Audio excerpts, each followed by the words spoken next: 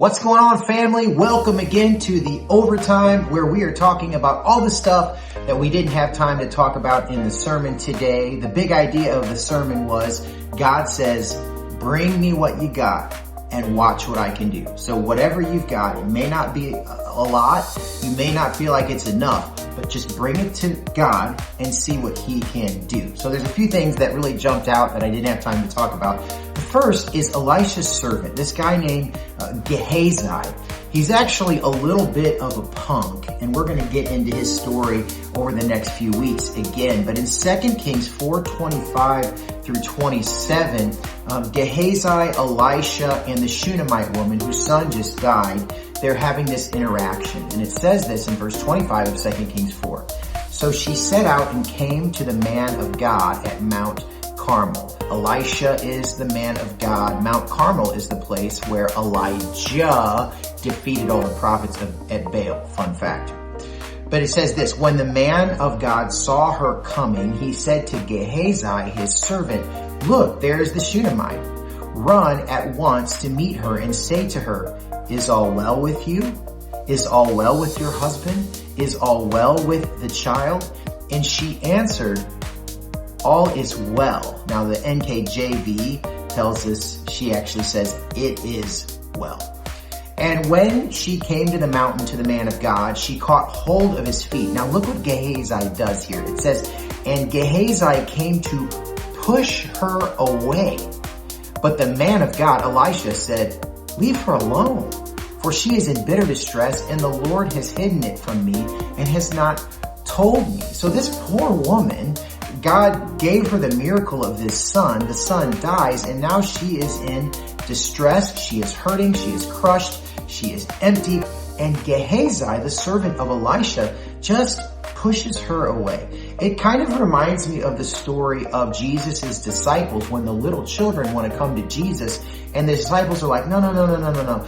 Jesus doesn't have time for you kids. And what does Jesus say? He says, hold on a second.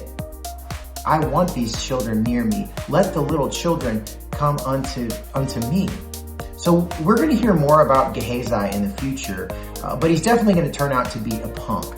But also, the thing that I notice here is as Gehazi is pushing her away, that Elisha shows a great deal of sympathy for this woman and her brokenness. He didn't know the whole story yet, but he knew in some way, in some shape or form, that she was really hurting. And Elisha met her where she was, and he cared for her. It was like he was being Jesus before Jesus had come to the earth.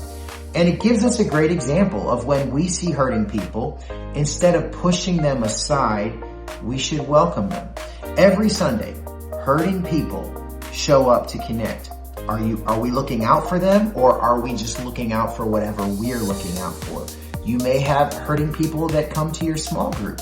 You may have hurting people that come into your place of business, or that you might share a classroom with or a locker room with. Are you willing to see them and what's going on in their life and to show some sympathy? You could make a huge difference in their life if you just slow down and listen to what God is doing. So another thing that we didn't have time for is just this whole technique, strange technique, that Elisha used as this boy was being healed. And in 2 Kings 4:33, it says, when Elisha came into the house, he saw the child lying dead on his bed. So he went in and shut the door behind the two of them, that's Elisha and Gehazi, and prayed to the Lord. So Gehazi has gone ahead, and he is tested to see if this young boy is responsive or not. Gehazi comes back to Elisha, and it turns out there's no pulse. I mean, this boy is completely dead. In 2 Kings 4:34, it says, then he went up and lay on the child, putting his mouth on his mouth, his eyes on his eyes, and his hands on his hands. And he stretched himself upon him, the flesh of the child then becoming warm. Now, this is totally strange and weird, but God uses this process somehow to bring the boy back to life. It's likely that Elisha had heard something from his predecessor, Elijah. Elijah had done a similar technique when he healed the child of the woman from Zarephath when he had died. So that's phase one. So the first thing he does is he gets some breath and his flesh gets warm. I guess the blood gets pumping as he uses that technique. But then it continues in verse 35 of 2 Kings 4. It says, then he got up again and walked once back and forth in the house and went up and stretched himself upon him. And then get this, the child sneezed 7 times and the child opened his eyes. Then he summoned Gehazi and said, call the Shunammite. So he called her, and when she came to him, he said, pick up your son. She came and fell at his feet, bowing to the ground. Then she picked up her son and went out. God does an amazing miracle. If the woman would have just stayed and grieved at her house, instead of running to the man of God and surrendering her son to God, perhaps the boy would have remained deceased. But that's not what happened. Why? Because God says, give me what you got, whatever you have, and watch what I can do. The third thing I want to talk to you about is what I think is the funniest story here in between 2 Kings 4. I like to kind of relate it to Dad's leftover surprise. So my wife, Rebecca, she loves a clean fridge. She doesn't let stuff linger too long. If it doesn't have a place and if it's going bad, chances are she's throwing it out. So if there's leftover chicken, if there's taco meat, some type of cheese, leftover buffalo wings, maybe there's some chips from Chili's on the counter, there's some gravy in the fridge. See where I'm going here? See, as a dad, I love to make leftover surprise. And all of those ingredients that I just mentioned to you, taco meat, chicken, cheese, gravy, I just love to throw it all on one plate, nuke it in the microwave, and eat it. And sometimes it is a culinary delight and it's incredible. Other times it doesn't taste so good. And then sometimes I eat it and it goes down smooth, but I pay for it later, if you know what I mean. And I think you do.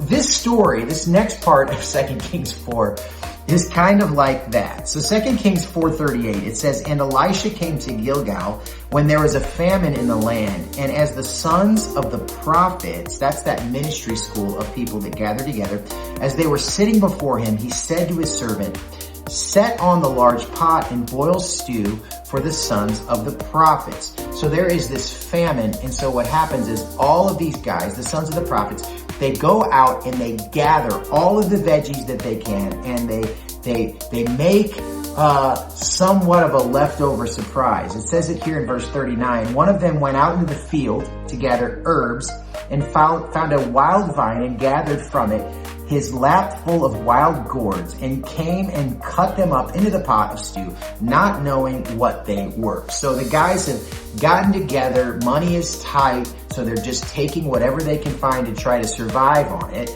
and they make this stew. So just imagine a bunch of college-age guys cutting up a bunch of random stuff, throwing it into a pot, and just start eating it. 2 Kings 4:40, it says, and they poured out some for the men to eat. But while they were eating of the stew, they cried out, "O man of God, there is death in the pot," and they could not eat it. I think that that's actually a really funny statement. I'm not going to go through the Hebrew of all what they're saying. I think you get the idea. There's death in the pot. They could not eat it. What they had made, for some reason, ended up being poison. So something from the vine, something from a wild gourd, something ended up being like death. Now, the difference here is with Dad's leftover surprise, you probably won't yell, "There's death in the pot," but later you probably would say, "There's death on the pot." Get it? I know, I'm proud of myself. Anyways, let's continue in the reading here. What's going to happen with death on the pot, or in the pot? 2 Kings 4:41, it says, he said, then bring flour. So that's Elisha. And he threw it into the pot and said, pour some out for the men that they may eat. And there was no harm in the pot. So Elisha grabbed some flour, Obviously, he's anointed by God. He throws it in the pot, and then all of a sudden, it's neutralized. It's no longer poisonous. I think that this is kind of a cool metaphor for God's people actually being out in the world. Because as we look at our world, as we look at our culture, it's easy to say there's death in the world. There's a culture of death in the world. But as God has scattered us like flour into the world, we can neutralize some of that death. And we can have a huge impact on our world. So just as Elisha saved that pot of stew, God can use you and I to save a lost world. How cool is that? Are you available to be a part of that today? I hope that you are. And then the fourth thing is simply where God uses Elisha to multiply some bread. 2 Kings 4:42. A man came from Baal Shalishah, bringing the man of God bread of the first fruits, 20 loaves of barley and fresh ears of grain in his sack. And Elisha said, "Give to the men that they may eat." But his servant said, "How can I set this before 100 men?" Now remember, this guy Gehazi, he's a skeptic. So he repeated, "Give them to the men that they may eat, for thus says the Lord, they shall eat it and have some left." So he set it before them, and they ate and had some left to the word of the Lord. So God is using Elisha to multiply the bread to provide. This is a similar miracle as the feeding of the 5,000. What did they do with that young boy? Grab your loaves and your fish. Just grab what you got, bring it to Jesus, and watch how he multiplies it. And in that story, there was leftovers. And in this story, there's also leftovers. My question is, did they use the leftovers to make leftover surprise? I hope not. But check out what it says in Psalm 34:10. The young lions suffer and want and hunger, but those who seek the Lord lack no good thing.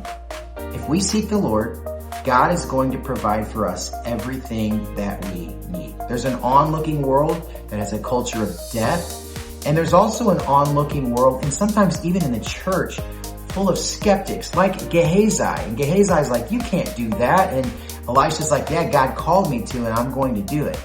We need to always be reminded that God says, "Give me what you got, and let me show you what I can do with it."